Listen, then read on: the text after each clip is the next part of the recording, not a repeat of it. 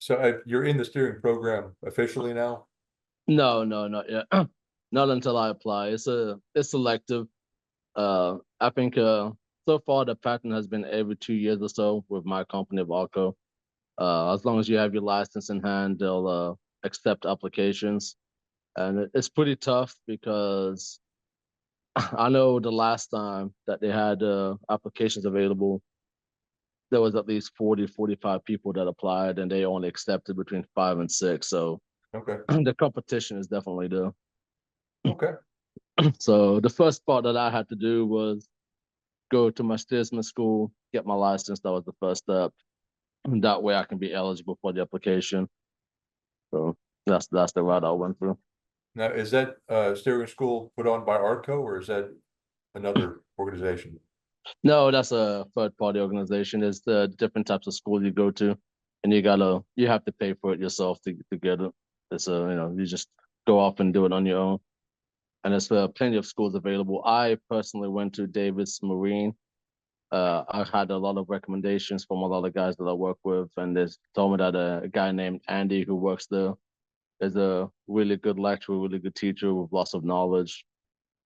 And so I decided to go with him. I did explore other schools. I explored the school up in West Virginia, and another popular one was River School down in Memphis. I explored them, but ultimately I decided to go with Davis Marine for the cost, a few days. His cost was a very reasonable, very acceptable, and it's a 5 day class. You can go to Monday to Friday, and he also allows you after you pay that you can return to his class the following week as many times as you like. So he has a come to my class as many times as you want within the year that you have your approval letter for, or until you complete your exams. So, but the first 5 days was just going over rules of the road and getting you prepared for the exams. And like I said, if you if you need more time, more than Monday to Friday, without any further fees, he lets you come back the following week on any time after that. So I thought that was a really good deal, really good option. And it was definitely tough. It was tough trying to cram in all that information in 5 days, Monday to Friday. Monday to Wednesday was all rules of the road, and then the last 2 days before the exams was just preparing for the other exams, map general, deck safety, deck general. And let me tell you, I live in Paducah, and I went down to Memphis and I stayed at the hotel room.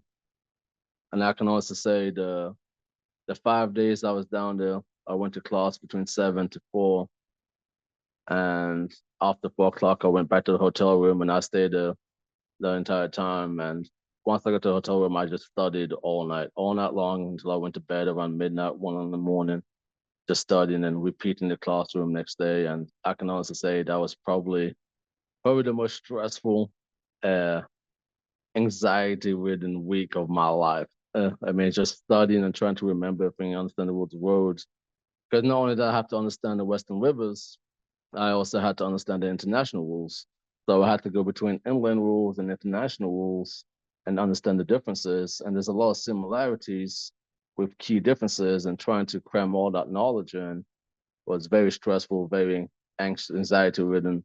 And I got to the point where I became so stressed out between studying and focusing on it. Like, people have often talked about being physically stressed to the point they want to throw up, and I had never experienced that until this time. Like, my stress levels were through the roof, and the anxiety was through the roof, the nerves were through the roof, and just trying to study and cram all the information, I felt to the point where I wanted to throw up. I didn't, but I definitely felt like I wanted to. It was a lot. It was a lot of pressure, and the pressure also comes from trying to pass your test, pass your exams, and the cost of money. If I don't do it this week, I gotta come back and pay more hotel fees, and that's more time away from home I gotta do. So the pressure was definitely there. Well, you've been in the industry for 7 years, all with Artco, of course, and you began your life overseas. Tell me about growing up those first 6 years in Portugal, the move to London. Kind of walk me through your life, any schooling, any kind of what led you toward the maritime industry. And then, of course, in 2013, you moved to the United States. And Yeah, just fill me in, man. We got a lot to cover. Yeah, we do. Goodness, how to start? So I was born in Madeira Island, which is kind of like the best way that I could describe it as is what Hawaii is to the United States. It's not in the continent; it's a separate island outside of the main continent, and that's where I was born. It's called Madeira Islands.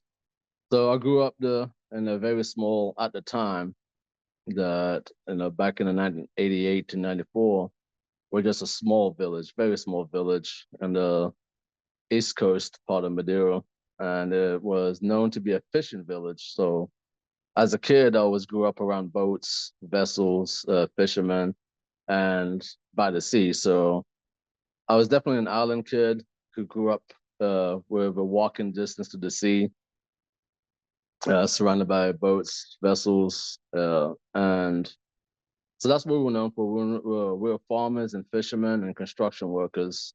So everybody in my family was in the fishing industry, in the boat industry, and they would go out and fish towards the Morocco, towards the African continent.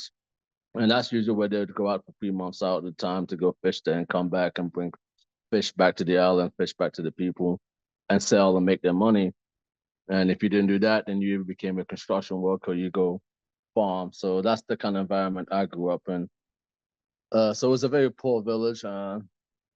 Being a kid, I always remembered idolizing my grandfather. So at the time that I could really know my grandfather, he was retired, but he was a whale hunter back in his younger days. We're talking 1960s, 1950s, and he'd go out with a group of guys in just a small little rowboat and the spears and hunt whales. And that was for the economy of the island. Would use a lot of whale fat, whale meat to supply the island with resources. So I always admired him as a whale hunter. And during his retirement, he would always spend his time selling trinkets, necklaces, bracelets, all sorts of trinkets made out of real whale bones. And I always used to sit beside him on the coast as he was selling. He has this little wooden suitcase of all the trinkets, and a lot of tourists used to know him as the old man that sold well trinkets. And I also always enjoyed listening to all his stories.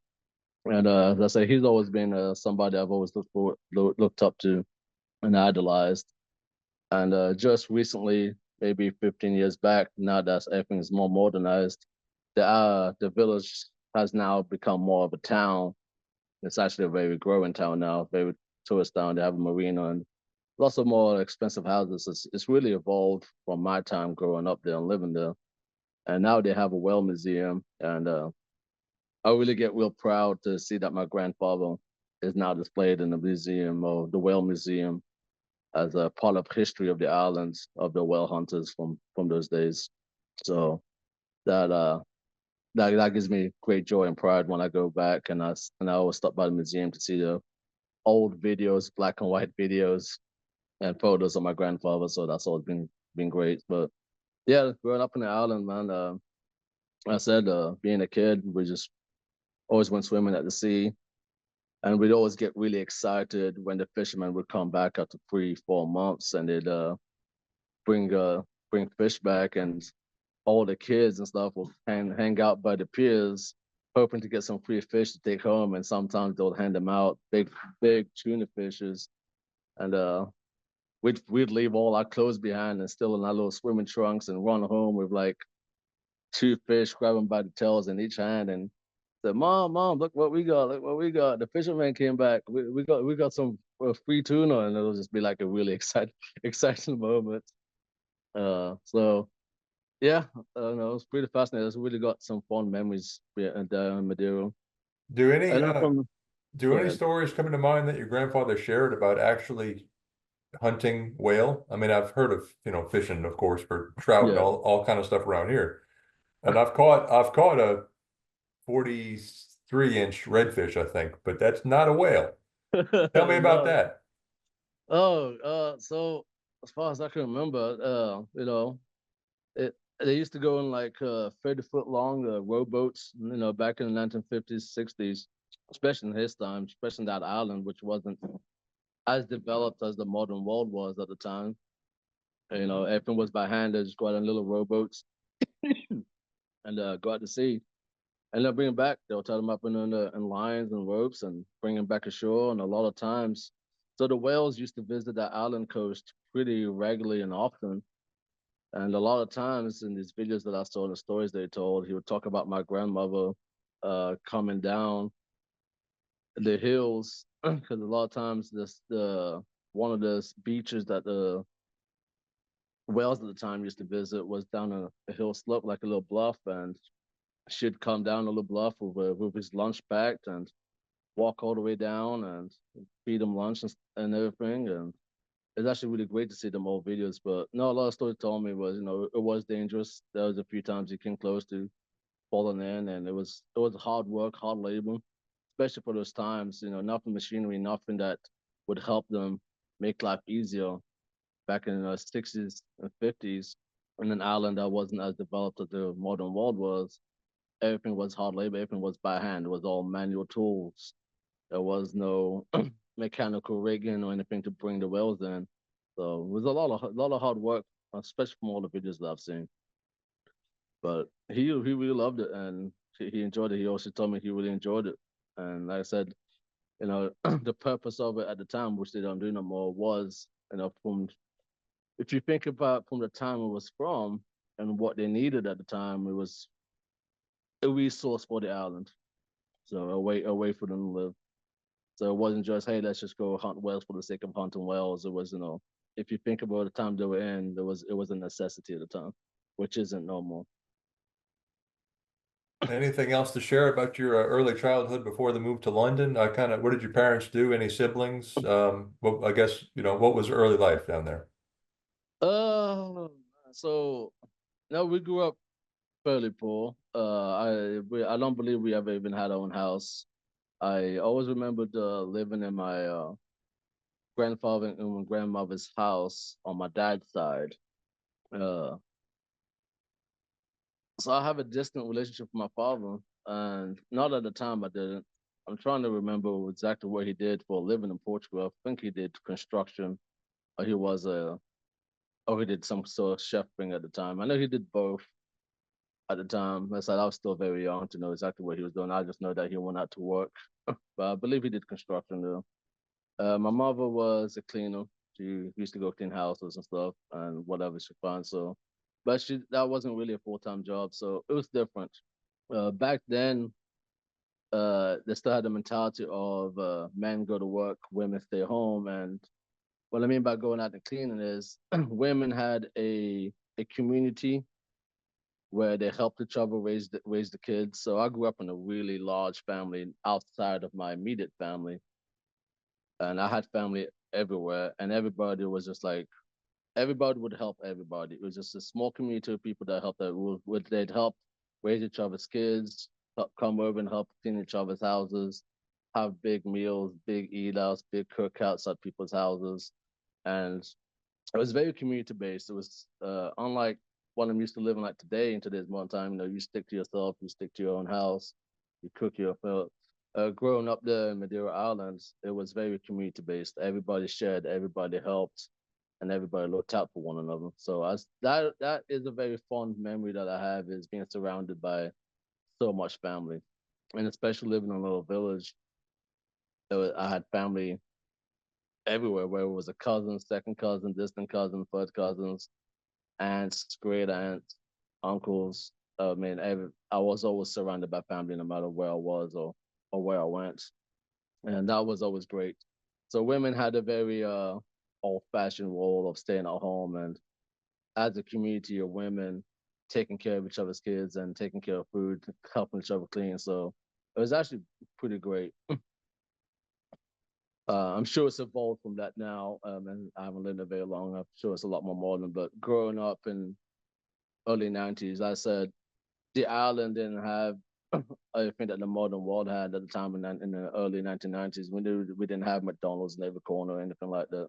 It was still a developing island, which is a lot more developed now with modern technology and modern world. But at the time it still wasn't. At the time, it's still very rooted in communities. Well, of course, Great Britain is rooted in a maritime dependent economy. What prompted the move to London, and were you exposed to anything maritime then? No, I actually wasn't. So I don't. It was really weird, and I still question how it all happened. Because first my father moved to London, England first by himself, and he did that to establish roots, establish a foundation, get a job, and find a place so that he could bring us over afterwards. And then once he was there for a year, my mother and my baby brother went over before me and my middle brother did. So then my mother and my little baby brother went and went to go be with my father at the time. And we waited another year before me and my middle brother moved over there. And once we finally got over there and the whole family got there, so it's kind of like in steps. First, my father went, then my mother, my baby brother went, and then me and my brother stayed behind with my aunt and my uncle, and they raised us for a year or two. And then finally, we were able to go to London by the time I was age 6. No, by the time I was age 8, yes. So from 6, they left, and then the 2 years I was raised by my uncle and my aunt, and then at the age of 8, my father and mother finally brought me and my brother back over. So when I first got to London, England, there was a culture shock for me. Uh, I had never seen so many skylines, brick houses, cement. I mean, I came from a place of woods where people can go camp out in the woods. I came from a place of a tropical paradise where I can go swimming and go to the sea. It was very outdoorsy. And then all of a sudden, I go into this place of 8 million people. I see trains for the first time in my life. I know it's kind of crazy when we talk about not seeing trains for the first time in your life, but we didn't have trains. So I saw trains and it was like all these skylines and everything else that comes with living in the city like London. It's like I was like, wow. Well, I looked around like, what is this? This I've never seen anything like this before. Where's my sea? Where's my woods? Where's my trees? You know. So it was definitely a culture shock. I felt very, very lost. On top of that, was a foreign language, so it was very confusing. I felt very lost. I felt very out of place. I felt like, I want my island back. I want my my mother tongue back where I can understand and speak to people. So it was fascinating and confusing and terrifying at the same time. So as a kid, I was like, wow, it's a train, and wow, it's this, and wow, it's that. Look at that. We've never seen this. We've never had that. And then at the core, you're very intimidated, you're very confused, and you're very terrified, and you can't communicate. So it's like, oh God, it's like hanging on to mama kind of deal, you know? So, but no, I never really had exposure to the maritime though. In my heart, being from Portugal and idolizing my father, my grandfather, sorry, I've always had a fascination with the sea and boats and water. I've always been a water boy. I love water. I love being on the water. Even right now, with my wife, we go to the lake very often. I just, when I'm surrounded by water or around water, I feel at home and I feel at peace. It feels very fulfilling. I know it sounds odd and weird, but being from an island that's basically the garden of the sea, surrounded by water and boats, I've always missed that. I've always loved being surrounded by any type of water, whether it's fresh water or seawater. So growing up in London, England, you didn't have none of that, unfortunately, especially in London. I'm sure I grew up and stayed in London pretty much my whole time that I was there. So I never ventured out into the countryside. A lot of people will ask me stuff like, "What's it like in the countryside? You guys have this?" I'm like, man, I don't know. I'm a London guy with a Cockney accent who grew up in the urban side of the city. So like, if I ever told my mates that, hey, I just went to the countryside and went horse riding and this, that, the other, they just look at me like, what you do that for? Like it was just such a weird concept.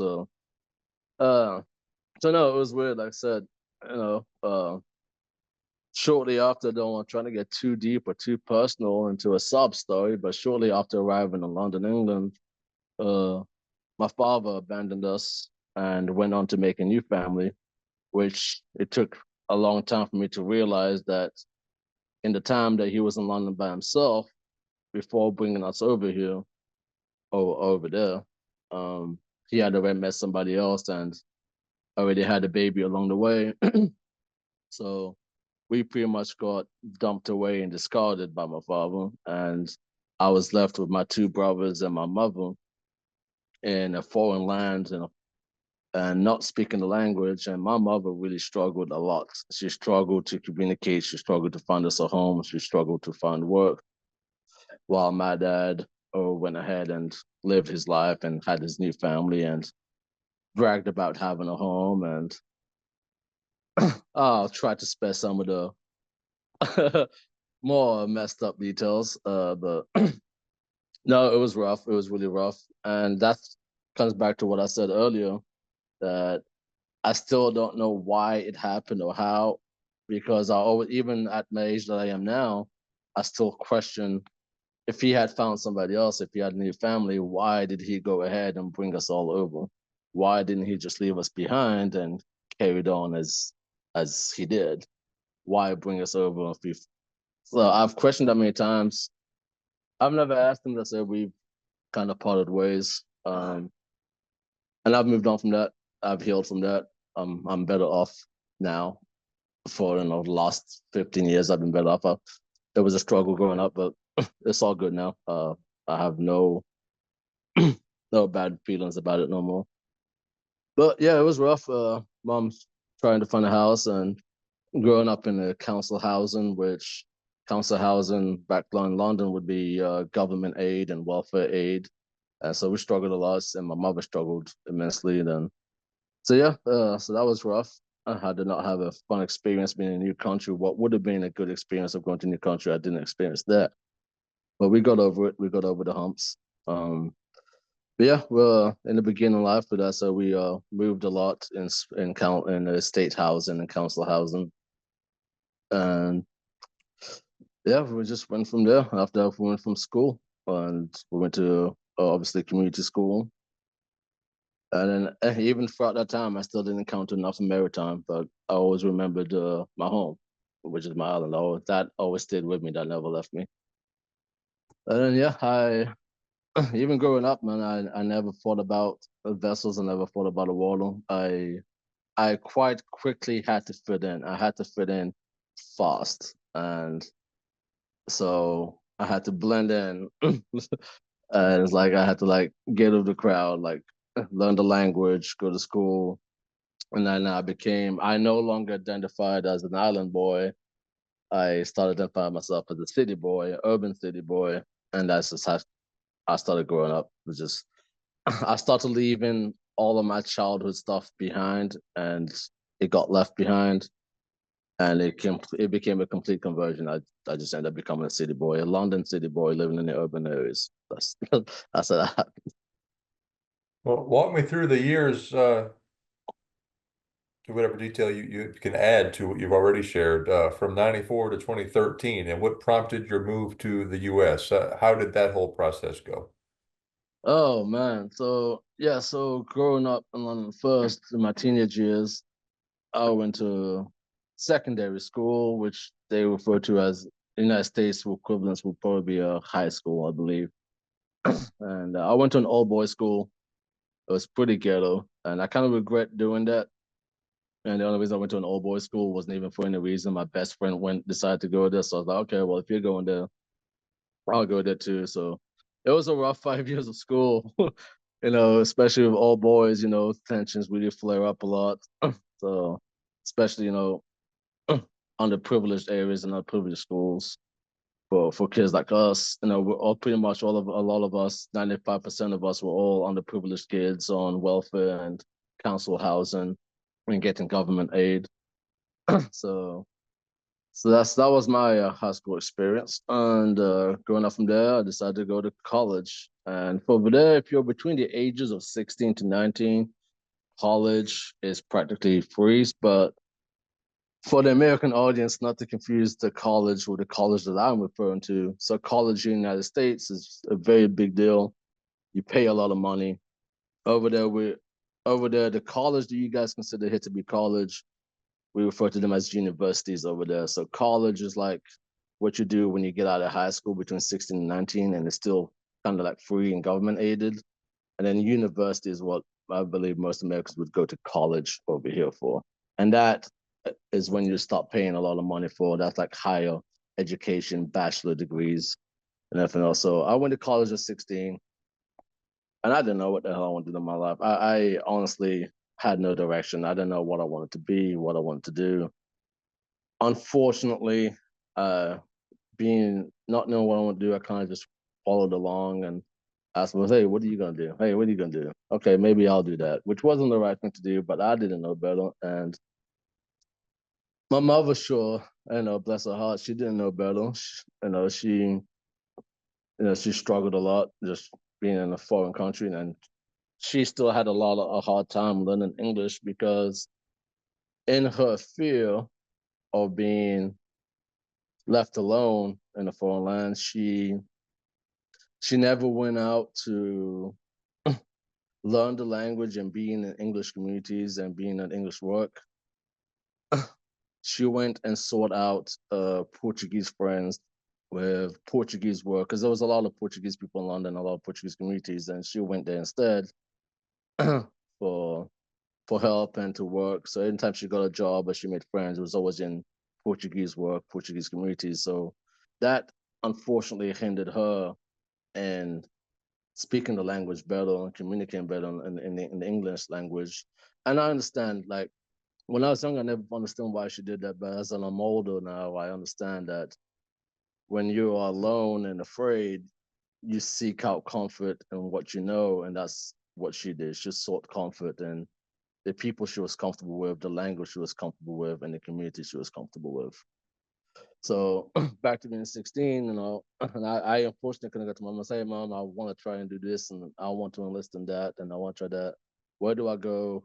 Who do I talk to? Like, where do I go from here?" Unfortunately, she didn't know any better either, and so it was hard trying to figure out on my own. And unfortunately, instead of being braver back then, and hey, I'm gonna figure this out. I'm gonna know what I want to do. I'm gonna seek out the information I need. I kind of just followed along and said, "Hey, what are you gonna do? Hey, what are you gonna do? Hey, okay, maybe I'll just do what you're doing." So at the age of 16, I went to college and I was gonna be a cop. So I was like, you know what? I'm interested in being a cop. Let's do that. So I went to college there for 2 years to be a policeman. And I did that for 2 years actually. And I actually got distinctions and everything else. I actually started pretty good. But during my last 2 months of the second year, I ended up having an eye infection when and it really hurt me a lot because I couldn't open my eyes for at least a month. I ended up with some sort of bacteria in my eyes, and that really messed me up for a long time. I had to wear a blindfold over my eyes, and I was actually really scared I was going to lose my sight. And any sort of sunlight or any sort of light would make my eyes gunk up and tear up. So I had to go to the doctors a lot, taken care of and treat the infection. And I still don't know what it was or how it happened, but it happened. So I had to drop out, and I dropped out just at the age of 18, right 2 months before I was going to complete the whole thing. And that was heartbreaking because I was right at the end. So I was back to where I was at the start of 16. Now what do I do? I don't want to go back. I don't want to do this all over again. So I just wondered. I was 18, no job. I wasn't going to school. uh, I started hanging back up with my friends, which wasn't the best influence at the time. And I'm just gonna be honest, I had no direction at the time. I had absolutely no direction. And I wasn't seeking direction either. I said I was still trying to recover from what had happened and losing the 2 years that I worked for. So I didn't know what to do myself. So it was hard. Uh, and at the time, my mother was really kicking my ass about doing something. Just like, you gotta do something. You gotta do something. You can't just do nothing. And she wasn't wrong. She was right, and I still wasn't doing it, and I was still just going out doing things I shouldn't have been doing. And she's like, "This is not the way. This is not the way. You're gonna lose your path. You gotta do better. You gotta do better." She kept telling me over and over again, "You gotta get out of the system. You gotta get out of the system." Because I was still in the system, and it's hard to get out of the system when you're in the system. The system wants to keep you in the system. That's just my experience. I'm not. This is not a a discussion to get into political sense. But I was a kid who was stuck in the system. I was in the welfare system. I was going through government aid, and they had this program called the Job Center when you start at 16 and 18. And the Job Center helps people in the stage that I was in to look for work. And they don't really help you. They kind of just like, here's a paycheck every week. As long as you come here to the Job Center and look for work, you'll continue to get a paycheck. And I was like, okay, cool. Easy free money. You give me £180 a week, and all I gotta do is come here once a week and pretend that I'm looking for a job. And that wasn't a lot of motivation. It really wasn't. And my mom just kept telling me, "You gotta get out of it. You gotta get out of it." Like, and I saw what this how it happened, what the welfare, all my welfare friends were doing, and growing up in the state housing, council housing, and it's like, and then she kept pressuring me. It's like, you gotta get out of it. You gotta find a way. You gotta find a way. Like, I don't know what I'm doing. I don't know what I want to do. Like, I like, I don't have no skills. That's how I kept feeling. Was like, I don't know what to do. And said, and then she was just kept prodding, man. My mother's tenacious, man. She will not. She has no quit, which is, and speaking of no quit, I often wonder to myself, why didn't she ever go back? As much as she struggled, why didn't she ever just go back to the island? Why didn't she say, hey, you know what? He left and he went to made his own family. I've got nothing. I've got no family. I've got no friends. I'm going back to the island. She never did, man. I'm glad she never did, but when that woman suffered and that woman struggled a lot, and to this day I still question. I probably should ask her. I just never want to bring up bad memories. I was like, Mom, why didn't you ever just go back? Why didn't you go back to your family? Why didn't you ever go back to your mother and your father? Because my grandparents were still alive. And like, why didn't you know? So, but you know, I Well, said she's the nation. do you But find now that you wish you hadn't moved to London, that you'd lived your life in Portugal? no, I don't. And I'll tell you why we're gonna get here. And I don't because of where I'm at today. Where I'm at today is only because we moved to London, England. So if that never had happened, I wouldn't be in the United States today. I would probably be a construction worker or a fisherman or something back in the island. So no, I'm very grateful that we moved to London, England. I'm very grateful my mother never quit, never ran back home. She never ran away.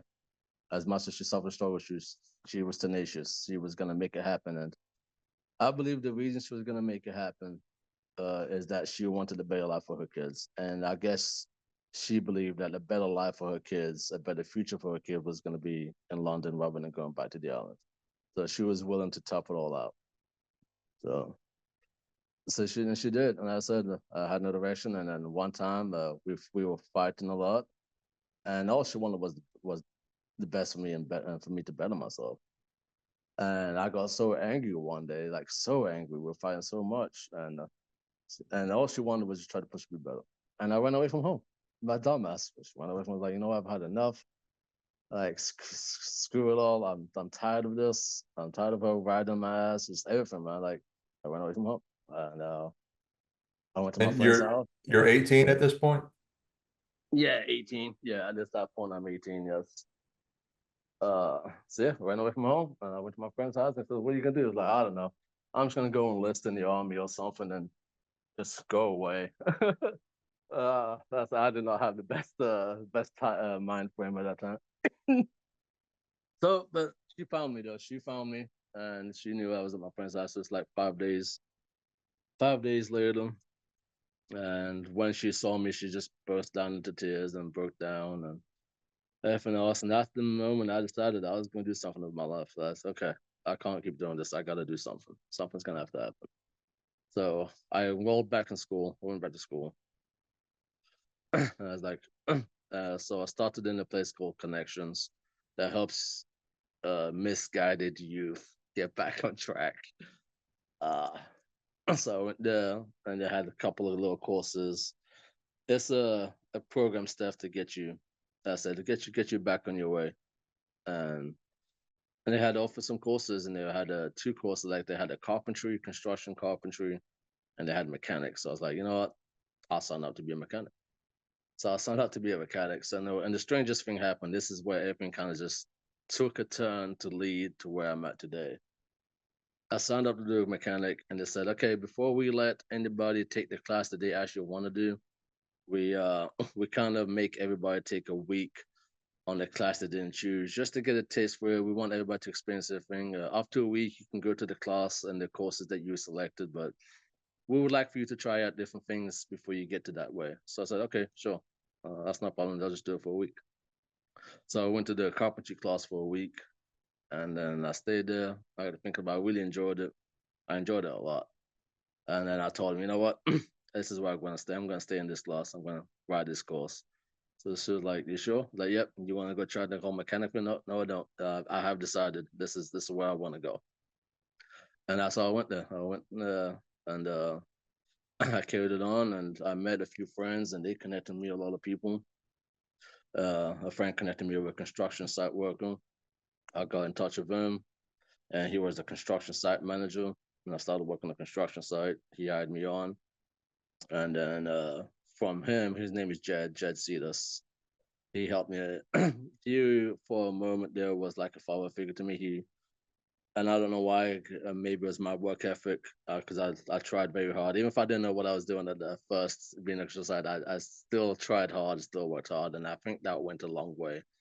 Somebody seeing you try hard and work hard, they want to look out for you. They want to take you on. They want to nurture you and take care of you if they see some sort of promise. And that even goes to turbo today. Even if you don't know what you're doing, I promise you, if you just try hard, keep your mouth shut, work hard, work to the best ability, you don't have to be the best that can. You don't have to be the best leadman.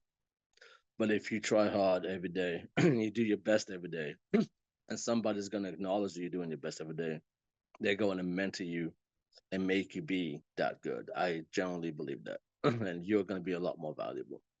So Jed took me on, and he said, hey, my father works for a business, and they take on apprenticeships if you're interested in going the long run. I'm like, ooh, apprenticeship. I mean, I was like, so apprenticeship. I thought this apprenticeship is when the company pays for you to go to college, right? He goes, yeah. And you're willing to do that for me? He goes, yep. I'll talk to my dad.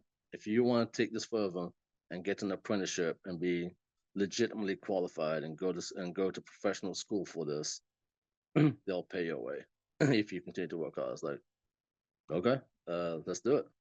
So I left Jed and I went to work for his father, who worked for a company called KPM at the time. And they did an apprenticeship, and Kevin was the owner. And Kevin let me do the apprenticeship, and I stayed with them for 2 years. So I was able to go back to college, and this time it was a professional crafting college where they did actual real carpentry courses where they teach you to be a legit carpenter. And one of the rules that Jed had for me was that I am not allowed to touch any tools unless I learn the hands stuff first. So that you're gonna be a proficient at using the hand tools before you let the machines do all the work for you. And at the time, I was like, well, "That's some bullshit." But now that I'm older and I learned to do all that, I'm thankful for it because he gave me a skill that's been lost a lot. So I can do so much more now. So yeah, I took the apprenticeship and did that for 2 years.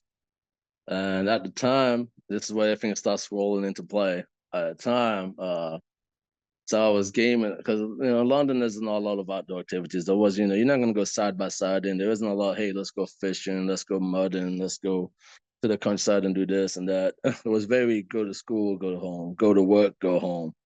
So on my spare time, I was a gamer. I was playing games online. This is like, gee, what is this? I'm in college. I'm doing my apprenticeship. I'm learning to become a professional carpenter. This is 2008 going to 2009. 2009, I was playing the video game online, and it was like it's kind of like what World Warcraft was, but it wasn't. I was just doing quests online with friends. It was very co-op, There's a reason I'm talking about video games. Okay, here a bit. And I was doing a side quest with some chick I had met, and she was part of the guild. By the way, this chick that I met in 2009 ended up being my wife, who I'm still married to today. So, so I was playing this game, and I had met Danelle at the time, was my wife, and we were just game friends, and we did a lot of stuff together on the game. And then I was going to school and I was going to work all at the same time. And then from back then, it was like MSN. MSN was the big thing back then, and we exchanged our real life information on MSN, and we'd like text each other while I was at work or I was at school, and we kept in contact outside of the game through the phone. And then we became really close, really good friends from that. And I was just wrapping up my college year in 2010. I finished my college year in 10. I became a certified carpenter. I finished my apprenticeship. I still had a lot to learn to do, and a lot of that came with doing the job at work. So Danella came into the picture in 2009 between go doing my apprenticeship. And then after a year of us talking, I was like, hey, you want to meet in real life for the first time? And we both agreed. And it's like, so I decided to come here to the United States to meet her in person.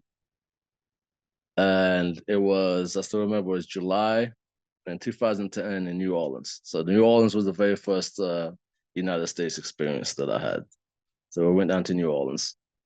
And let me tell you, when I first stepped out of the airport in New Orleans, I had never, ever in my life experienced such heat and humidity.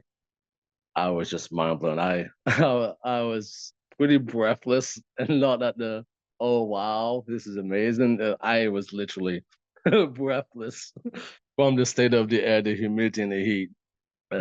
So that was quite the experience, and it was amazing seeing her in person in front of me for the very first time. And I stayed there for a whole month, and we did a lot of exploration in New Orleans the whole year that I was there. I had saved that money, so we went out and did a lot of things. And then we went by the riverside one time. I'm like, oh shit, you guys have a river. You know, she's like, oh yeah, this is the Mississippi River. I'm like, oh cool. And I started seeing boats everywhere, and I was just like, and I never, and I asked her, I was like, what are those? And I think, oh, those are towboats. Like, what did they do? And at the time, she didn't know too much. I was like, I'm not exactly sure. I just know they're just towboats, and they do a lot of work around them. I'm like, I wonder how you work on something like that. So I was immediately just intrigued. Like, that's cool as shit. Is she Uh, from New Orleans? yes, technically she is. So she was born in Pensacola, Florida, but she's a Navy brat. Her mother has been in the Navy the whole career, so she moved a lot as a kid. But in the 1980s, they settled. Her mother settled in New Orleans, so my wife, grew up pretty much as a New Orleans kid. She went to school there, everything there. Her first job as a teenager. So yeah, she's basically a New Orleans girl. Okay. Yes, yes. So yeah, that was my first experience in that was New Orleans and being around the Mississippi River there for the first time and seeing the turbos just seeing the everything, just seeing the United States for the first time. And so that was amazing. That was an amazing experience. So from there, this is 2010. From there, I went back to London, and I came back again in Christmas. So we're at this point we're officially long distance dating, and we're trying to make this work and trying to see how this is all going to work. We're not sure how it's going to work. We live in two different countries, especially across the Atlantic Ocean. So I graduate from college. I go back to London. I come back and visit her in 2010 again, and Christmas this time. And I spent the Christmas in New Orleans. And then we were kind of going back and forth of that. 2011, she came in summer. And in 2011, I came back in Christmas and she went back again. And then it was time to actually make it like, okay, we're gonna do this, we gotta do this. So we had the option of if she comes and lives there with me, I come and stay here and live here to be with her. So I decided that I'd be the one to make the jump. And we did everything the legit way, everything the legal way, and it was a pain in the ass. It was like it took over a year. We started the process in 2000. I think we started the process at the end of right around the end of 2011, the beginning of 2012, and it was expensive and it was a long road. It was a definitely long journey. Lots of meetings and visits to the embassy back and forth. to make it all happen. And proof of us being together, proof of pictures, proof of text, proof that this is legitimate, proof that we're actually engaged. They wanted proof of everything, basically. Like, this isn't a scam. I'm not just trying to marry somebody to get in the country. So it was pretty nerve-wracking trying to give over such sensitive details about your relationship to the government per se. But it was worth it. Yeah, I wanted to be with her, and I know she wanted to be with me. So it finally got approved. I got approved, and then I got the message that I could come over anytime. And in 2013, that's when I got here. I came here to be permanently in 2013, and we got married in 2013, and we are still together. We've still been, I've known her since 2009, and we've been together since 2009, but we've been married since 2013. So through her is how I got to the United States. So And yeah, was that in New so Orleans when you got here? yes, that was in New Orleans. Yep, I came here to New Orleans, and that was my first time living there. Even when I came to visit and permanently, it was all based out of New Orleans. Well, fill me in on your couple of years, and you dragged the Southern girl up to Paducah for some reason, but I'm listening. Yeah, so just remember the story about the carpentry. The whole, if I would have went to the mechanic route, I wouldn't have been in towboat, and we're gonna get that. It's all gonna circle around to that specific moment I said this is where everything changed for me. So yeah, 2013, and it was, I mean, it was crazy because I could have moved here sooner, possibly even in 2012. But in my head, everything had to be perfect. I gotta have enough money. I want to have lots of money before we're talking about giving everything up, man. We're talking about I'm leaving my family. I'm leaving the whole world that I've known, where I grew up. Like, yes, I was born in Portugal, but my whole life was in London. My school, my friends, my teenage years, everything that I've known, everything that I've learned was through London. So I'm giving all that up. I'm leaving my immediate. I'm leaving my mother behind. I'm leaving my brothers behind. I'm leaving everything I worked for. My college degree. My college degree is worthless over here. Over here, you don't need a college degree to be a carpenter. You can just go to a job site and say you're a carpenter. They'll hire you as long as you can do carpentry work. So I had a lot of investments that I gave up, and it was scary as hell. So it's like I kept postponing leaving. Like I said, I could have come in 2012, a year earlier than I did.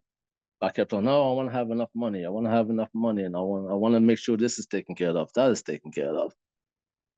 And I'm gonna tell you right now, for anybody who's listening, there's no such thing as the perfect time. You gotta make the jump.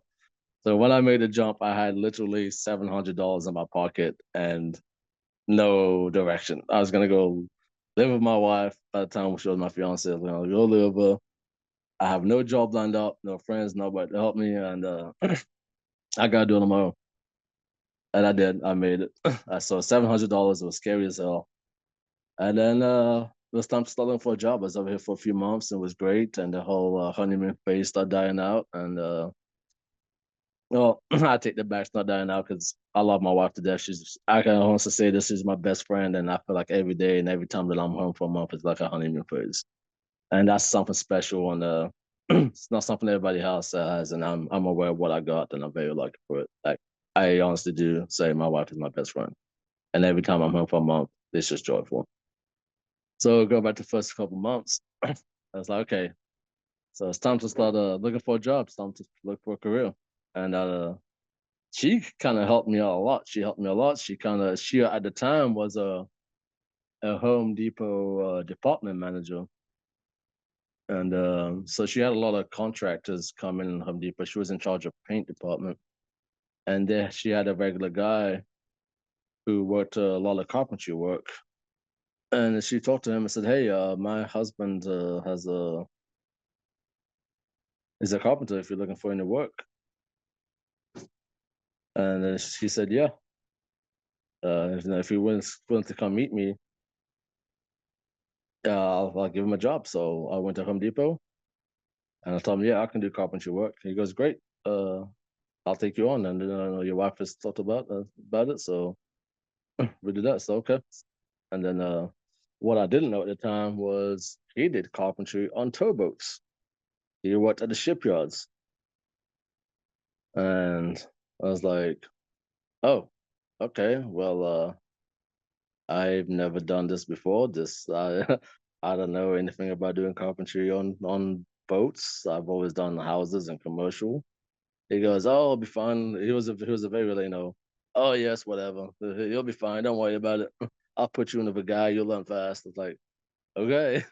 So he put me with a guy. So that was my first experience in a shipyard, and I've never seen a shipyard before, other than from a distance. So I went in the shipyard, and yeah, that's the first time I actually started seeing vessels up close to me, and I was like, "Wow, okay, this is cool." So we started doing so we did a lot of refurbishing work. So we pretty much tear all the old stuff down and rebuild it from new. So I got to see what a boat looks like completely gutted out to the best deal. And that actually helps me out today when we're doing projects and refurbishing our own boats. And I probably should have mentioned that because I don't want anybody to try to seek me out. Like, hey, I heard you can do this. You want to remodel my galley, do all this? Or probably just kind of told on myself there a little bit. But yeah, that's how I got introduced to towboats first time. It was through my carpentry experience and through my carpentry work that I was looking for a carpentry job that I ended up working for this guy who did a lot of carpentry work on towboats. Had I gone for the mechanic round, this is where everything circles back. I wouldn't have been looking for a carpentry job, and I wouldn't have ended up in the shipyard working on towboats on the construction aspect of it. So so that was my fear. So that was my first job in the United States, was being a carpenter, and I got better at it. I got to learn how to do the boats, and we just took it from there, one step at a time. And then from there, after a few years of doing that, I was around a lot of deckhands, but we were refurbishing the boats. We did it for a lot of different companies, and I started asking all the guys like, "Hey, do you like it? What do you do? What do you do out there? What's it like to actually work on a boat? How like what's a deckhand and what does a deckhand do?" And it went from there. Well, walk me through life from that point when you're meeting all these deckhands and seeing these vessels, and what I think it was about 4 years later you found Artco. Yeah, yeah. So yeah, that's when I found Arco. We were doing a job on one of the facilities there in New Orleans, and it was probably one of the last construction jobs that I did. And it was for one of the Artco ADM boats, and I got to talking to one of the captains and the deckhands and the mate that was on there. They were in the shipyard a lot, and I got talking to the captain about it and the mate there, and they encouraged me to sign on. It's like, hey man, you'll like it. You'll get a 2 weeks on and 1 week off. And at the time, doing the construction side of it, boats have deadlines, and I know houses have deadlines too. Like when you work in a house, people expect the houses to be done at a certain time. But when the boat's got to go, the boat's got to go. So it was a lot of hard work and working even weekends, Monday and Sunday, trying to get it done because they got barges to stop pushing in 2 weeks. So they want the vessel out of the shipyard and operating and get going. So it's a lot of pressure and a lot of overtime. So I was like, man, you get a whole week off. And I like I work from Monday to Sunday. That sounds awesome already. Like, tell me more about it. And then they start telling me more, and they really liked me at the time. I said I've always worked really hard, and they've always liked my work ethic. So from there, the captain over there and the mate directed me to who I should talk to in the office, and they kind of like told them ahead of time that I was gonna come see them, and I went to see them, and they told me to sign up, and I was like, all right, cool, I'll sign up. So I signed up. And then they and my career started from there. That was my first. That's when my career first started. It was Arco 2016 when I stepped into the office and I applied, and they took me on. Yeah, that was about 2016. So my first experience on the river was in New Orleans fleet. That's when I first started out. I was on a live on fleet vessel, which did a 2-to-1 schedule, 14 on, 7 off, and that's when I started. And that was good time.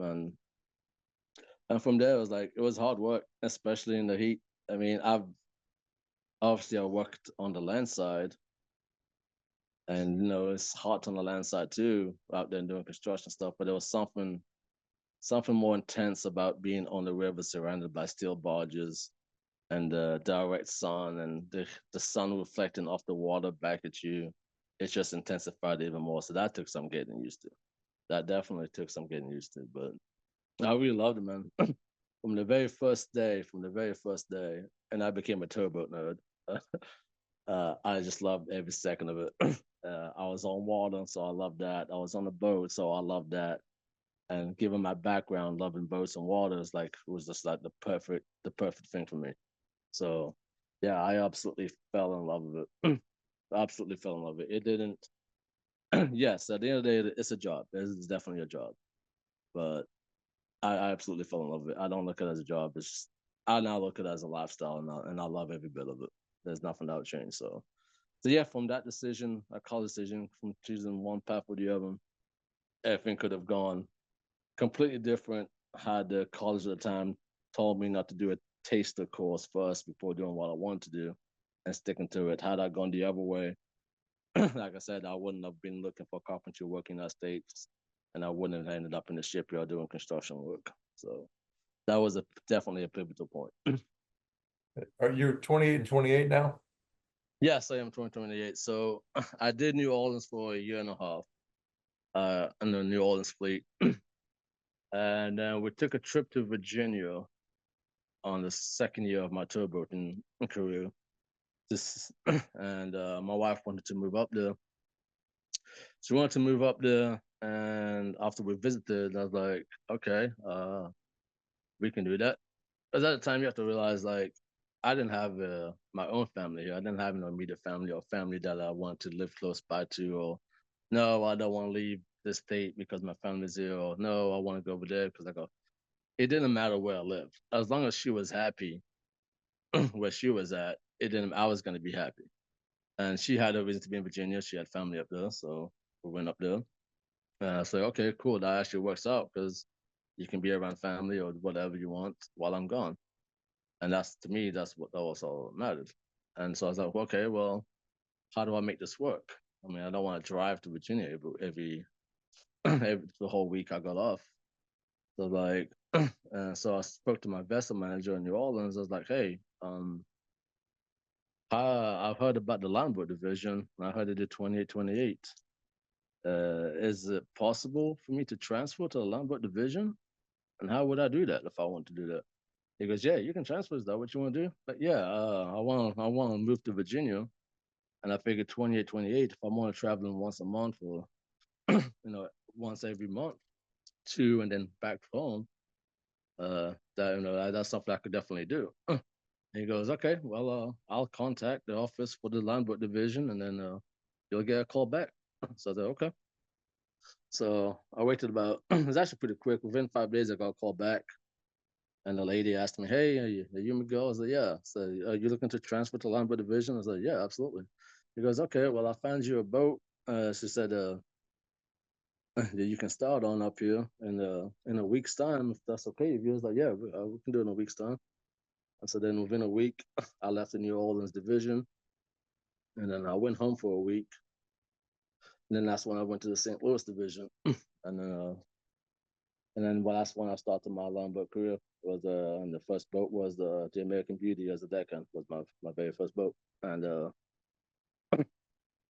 he actually did an interview with this guy. Bull was my mate, along with another mate. So I had Bull as my mate at the time, and along with another guy. So, and I was a deckhand there. I was a deckhand there for 2 years. So that was my first longboat experience. Was the American Beauty. That was Bull Graham you're talking about? Yep, Bull Graham. Yeah, Steve Uh, Graham. You What did his was it like podcast. what was it like working with him? Oh, hilarious actually, because Bull was actually a really funny guy, and oh no, it was good. Yeah, he took a lot of pride in his work, and he was very serious about his work. And if you're serious about your work, you're gonna go for it. So if you give a shit and you do your job, here's another one that if you just do what you're supposed to, you do your job, he'll take care of you. He won't give you no trouble. He'll mentor you and show you the right way. But you gotta put in. Bull's very old school. You're gonna work for Bull. You're gonna know. You're gonna have to have some initiative. You're gonna have initiative, and you're gonna have good work ethic. As long as you got that, you're gonna slide right on by. And so no, it was actually fantastic. What did your wife think of the 14 and 7 home daily versus a 28 and 28? So it was definitely an adjustment for her. She didn't sign up for it first. So at first it was very, oh no, I don't know how you feel about towboating, and it's like, well, I'm basically never home anyway. I'm literally coming home and taking a shower, eating, and go to sleep and go back to work for another 12 hours a day. And Sunday and Monday, we might actually get more time together. So we tried it out. The condition of us was to try it out and see how it's gonna work. And then from there, it was very it was definitely an adjustment, and we actually ended up having more time together, even though I was on her for a week at a time, 2 and 1. We were actually getting more time together than I did when I was working landside, because the landside I was working, especially in construction in New Orleans, which is such a busy place for construction. You're working for weekends in construction in New Orleans, definitely. You might get Sunday off. You might, in a very, very rare time, you might get a whole weekend off. Sometimes a Sunday, and sometimes you don't even know. There was at one point where I worked 2 months straight without any days off. Working in the shipyards, trying to meet deadlines. So we definitely had a lot more time together, and she definitely appreciates the 20 or 28 a lot more than the 2 to 1. So it was actually everything ended up being a good move. So she likes a lot. We actually get a lot more quality time now, a lot more quality time. So yeah, things end up being better than ever for that. As at the time, like I said, I was just coming home, shower and eat, go to bed, and do it all over again over 12 hours and repeat. We never did. We weren't having a lot of time to do anything together because I was always so busy working. Now we have a lot more time to do things together and enjoy each other and enjoy each other's company and just bond a lot better for sure. So Well, she enjoys it. fill me in on life in the fleet, life on the line haul vessel, and then of course your career moving on up to now trying to become a steersman. Yeah, so the fleet was, so I'm glad I started in the fleet first. I really am. A lot of guys don't get opportunity. A lot of guys start on line boat first. I started in the fleet first. Even though as I live on fleet, I was still a fleet guy. The only difference between going home after 12 hours is I just stayed there for 2 weeks doing fleet stuff on a 6 hour rotation. And it was tough work. The fleet definitely, I'm sorry who I offend, but the fleet definitely works harder than anybody else. They work harder than line boat guys. They work harder than live on guys. The 12 on, 12 off guys, they bust their asses. That's without a doubt. And big props to the guys in New Orleans and working on the weather conditions that they do, they get it done. And so it's hard work, definitely hard work. And I give them all the respect in the world.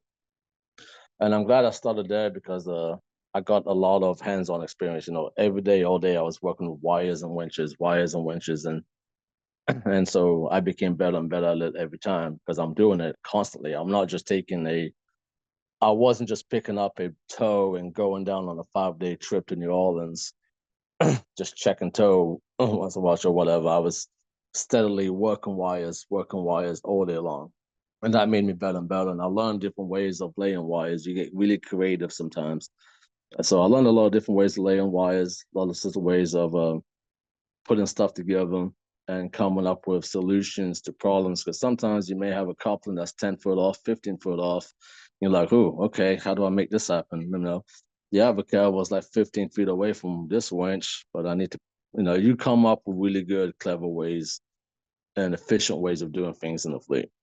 And that knowledge carried on to the longboat side of me. So yeah, I said year and a half in New Orleans, and then started in American Beauty. And it was strange because when I started to break in American Beauty on the longboat side, longboats do things completely different. So I was like, so I kind of had to relearn some things and learn the longboat ways of doing things.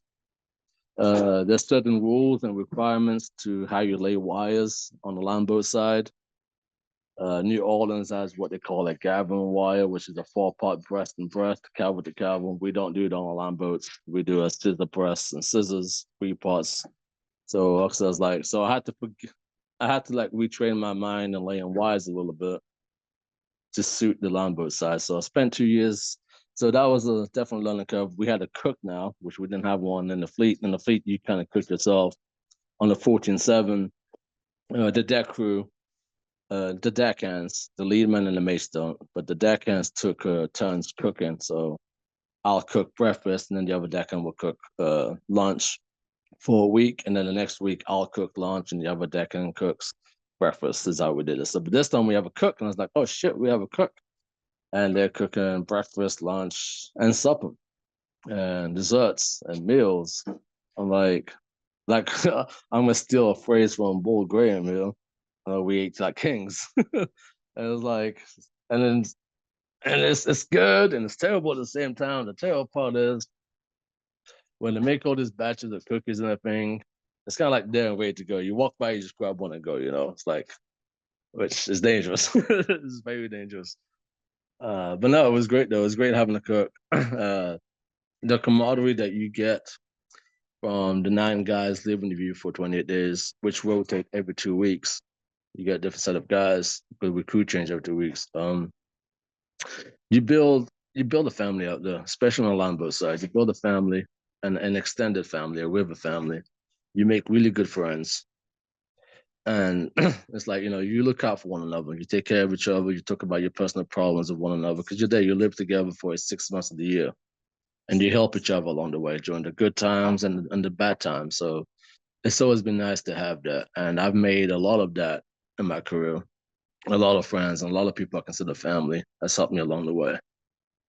So yeah, it was great. So on American Beauty, I said I was there as a deckhand for 2 years. I learned as much as I could from everybody, from both mates, and everybody was there. And then at the end, the captain wanted to put me in for a watchman, which a watchman at Artco is a lead man, but they call them watchmen. And I was like, okay, well, I think I'm ready. I think I'm ready to go run my own show. And then we finally did. And he put me in. He put me in, and it was actually pretty funny how all this happened. I went home after that trip of being put in. I went home and I came back and I was getting a ride along. And Arco just sent a training mate to ride with you to evaluate you to see if you're ready to be a watchman. So he rides you for it could be anywhere between 3 days to 5 days, depending. And he rode with me and they said, okay, you're pretty much ready. I'm gonna sign you off and I'll let the office know you're ready to run your own show on your own boat. So I was like, great. So I went home again and then I was coming back to work. And on the way to work, I was still living in Virginia at the time. And my flight got canceled. So I was at the airport, my flight got canceled. And I was like, oh shit, I'm not gonna make it. I'm not gonna catch the boat. I'm not gonna catch the boat tomorrow. The only flight they got available is the next morning. And by the time I get to St. Louis, I'm gonna miss crew change. So I called a dispatcher on call at the time, and I called him. My very first word was, "Hey, I'm not gonna catch the boat tomorrow. If my flight got canceled, I'm not fired. Should I just go home?" He started laughing. He's like, "No, you're not fired, man. Like, did your flight get canceled? That yeah, there's nothing you can do about it. Just catch the next one, and we'll get you on the boat." I was like, "All right, cool." So I caught a morning flight, and I was obviously late.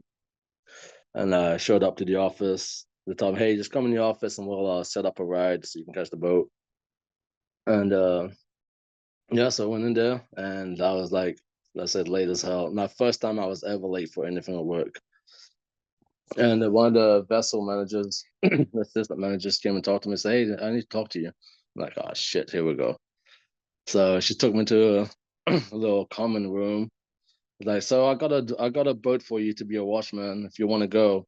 I'm like, "Oh, okay, that was fast. I mean, I just got rid of it." I was like, "Yeah, I'll go boat for you. If you want it, it's yours. It's the Joyce Hell." I'm like, "Yeah, yeah, I'll take it. I'll take it." So she's like, "Okay, well, I'm gonna send you back to American Beauty for 2 weeks, and then you'll start your very first watchman trip on the Joyce Hell for the last 2 weeks." I'm like, "Okay, we can do that." So I went back to American Beauty for 2 weeks. And I caught a lot of hell from my mate. He was just teasing me. He was like, "Oh, that's great. Shows up late for work and gets promoted. How about that?" I'm like, "Yeah, yeah, yeah, whatever." Uh, so yeah, I left the Beauty. And I said I had a really great time on that boat. Beautiful boat. Beautiful, beautiful, beautiful boat. Hands down, one of the best boats on the upper Mississippi. And I went down to the Joycelle, and I was nervous as hell because now I was running my own show on my own watch. Obviously, I still know the mate still runs the show from the back watch, and you do what the mate wants to do. But as far as building tow, putting barges together, being responsible for your crew, being responsible for the safety. That was all on me on my 6 hours now. So it was a lot to take in. So that was my so yeah, after 2 years I went to the Joy Cell to be a watchman slash leadman. So yeah, so from there, from the Joy Cell, I worked with the captain there. So as a watchman, you work day to day with the same captain. The entire 28 days, the same captain on the same watch, the whole 28 days, 6 hours a day, 6 on, 6 off, with the same captain, the whole trip. And that's when I rode with the captain that was there for 3 years with. So I was a watchman on Joy Cell for 3 years, and I learned a lot. I learned a lot. I learned to become a better leader. I became better in communicating with my crew, leading my crew, and just I was mentored a lot too by my captain, and he taught me how to be better at a lot of things. And it started evolving to the next step, and I learned a lot of skills there. And after 2 years, the captain was ready to promote me to mate. He was the one that came up to me and said, "Hey, it's time for you to move on because I hate to lose you.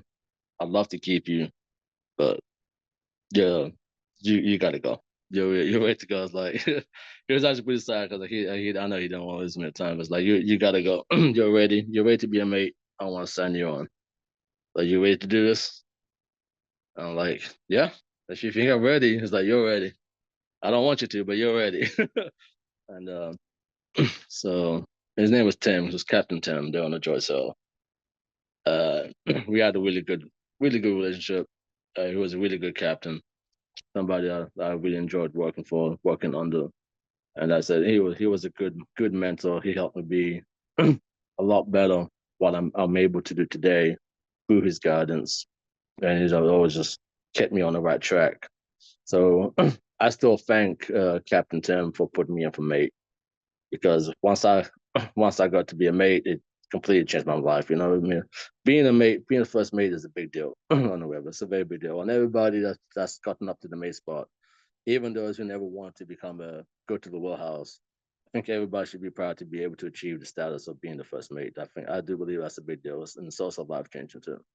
And I think everybody should be proud of being a mate. And it's just great. Like I said, even if you have no interest in going to the wheelhouse, even if that's where you start, being a mate is just a very important thing. It's, you are in charge of the entire vessel. All the captain wants to do is just drive the boat.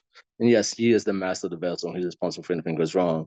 But as the mate, you are responsible for what goes on deck. You're responsible for all the supplies. You're responsible for the running your crew. And depending on what kind of crew you have, who you have to deal with, all the different personalities you have to deal with and learn about, and how do you work around different personalities, and how do you get them to do what you want to get done? Because everybody is motivated by different things. And it's such a learning curve, that because not everybody learns the same way. Not everybody has the same strengths, same weaknesses, and everybody's motivated by different things. So this was quite a journey. Uh, so yeah, so from there, after Captain Tim put me in for mate, again I got my ride along from the training mates, and after my ride along, it wasn't again. It was pretty fast. I got a call. I said, "Hey, I got a I got a mate spot for you." And I goes, "Oh, really?" And actually, I was up in the warehouse with Tim at the time, and he was looking at me like, "It's time for you to go, huh?" So I got that on the phone, and I was like, "Yeah, we got a mate spot there for the Roberta table." And I didn't know much about the Roberta table, but I was always one of the boats that I wasn't very aware of. Like, I've seen them every now and then, just passing by the river, and I knew they were one of our boats, but I did not know much about the Roberta table at all when I first took on the job. So I was like, great, yeah. It's like, yeah, I'll take it. I'm not gonna say no to the promotion, So she said, okay, well, you'll start your first trip next time you come back. So like, great. And I went home and I came back, and this time I came back to the Roberta table, and that baby needed some work. That girl needed some work. I just spent the last 4 years, and the cream of the crop of that. The Joy Cell is another beautiful boat, and she's the cream of the crop of the upper, beautiful handling boat inside and outside. American Beauty. Then I get to Roberta Table, and she needed some love. She wasn't terrible, but she needed some love. I was like, okay, well, I definitely have a challenge on my hands, the inside and the outside. So I was like, okay, well, previous to taking on the job, I had spoken to my dispatcher. I was like, well, if an opening on the job sale, this is before I came on the Roberta Table, this is while everything was still in transition. Uh, I thought, well, if a spot ever opens up on the Joy Cell, let me know. I want to come back and be a mate on the Joy Cell because I wanted to work with Captain Tim again too, be his mate. And they put me down to come back to Joy Cell. So I spent a month on the Roberta Table, and then the mate on the Joy Cell got promoted up to the wheelhouse, and then the opening became open. And I just completed my first trip on the Roberta Table, and I spoke to my vessel manager at the time, and I was thinking about it. And I went home and I spoke about it a lot. I thought about it a lot. Do I want to go back to Joy Cell? Because I was comfortable there. I knew everybody. I was there for years. I knew everybody. I was comfortable there. I knew my Captain Tim. I knew my deckhands. I knew everybody. So it was definitely the easier choice for me to go back to the Joy Cell at the time.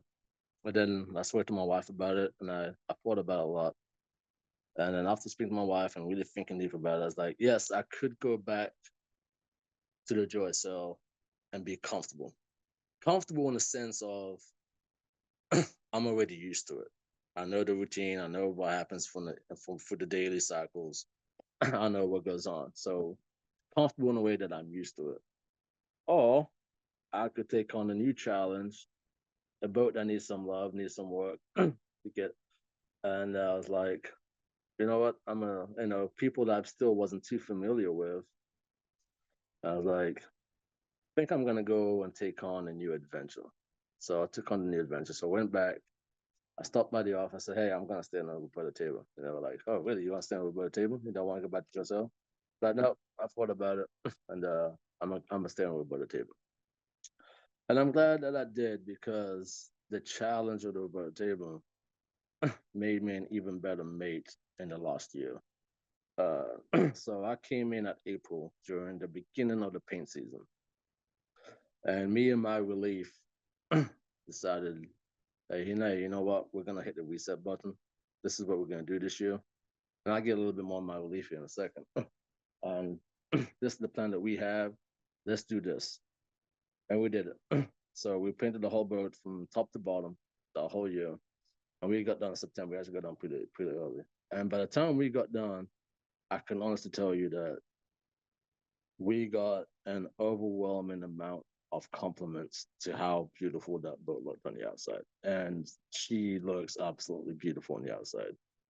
And I've had a lot of comments throughout the last year.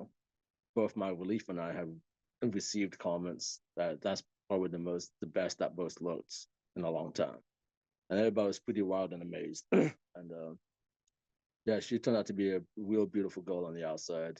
And on my very first two trips, I was pretty stressed out and overwhelmed because the boat needed a lot of work and I didn't know where to begin. And I do have to thank my relief for that. he helped me. He helped me a lot. And I had another guy, one of my watchmen who became a watchman, kind of helped me a lot too. He said, hey, it's all good. We're going to get there. Don't stress out too much. Don't feel too overwhelmed. Everything's going to be all right. And it did was. Everything ended up really well.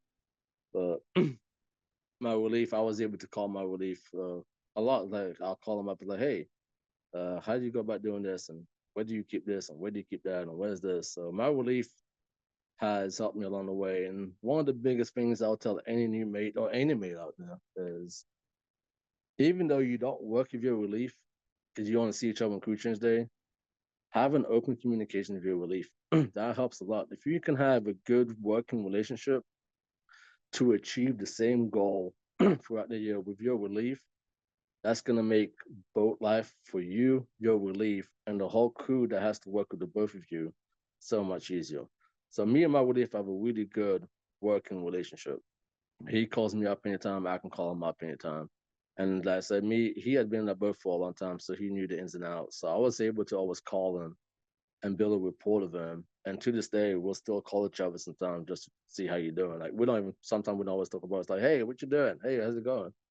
And every time we leave the boat to go home, we both of us do the very best that we can to leave the boat in immaculate condition, whether it's the cleanup, make sure everything in the boat is nice and clean, ready for my relief. The outside's clean, organized. You never want to come home, show up for work the very first day, and everything is chaotic. If you can just come in, everything's clean, organized, and if you can do that for one another, not only helps build your good relationship between you and the relief and everybody that has to work with you, it's just so much more profound because there's a lot of mates out there who don't get along with their relief. So my relief left in this state and my relief left in that state. I've never experienced that with mine, and mine has never complained about me.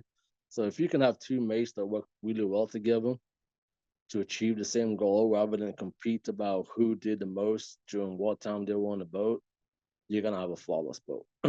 And I guarantee that. And I am lucky to have such a good relief that I do.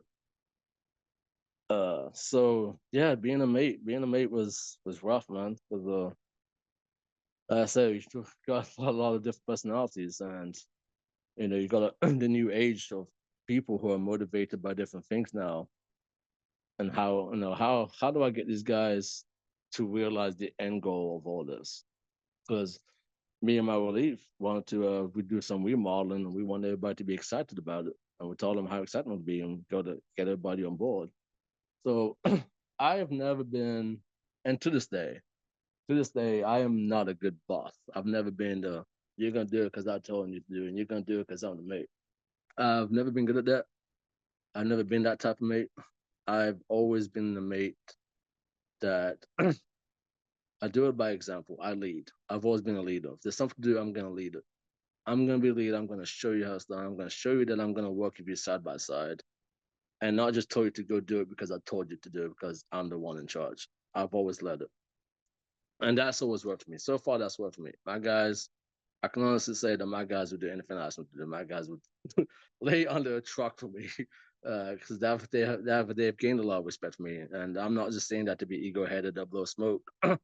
That's stuff that's actually been said to me because I actually been chewed out a lot for selling myself short because I never give myself enough credit.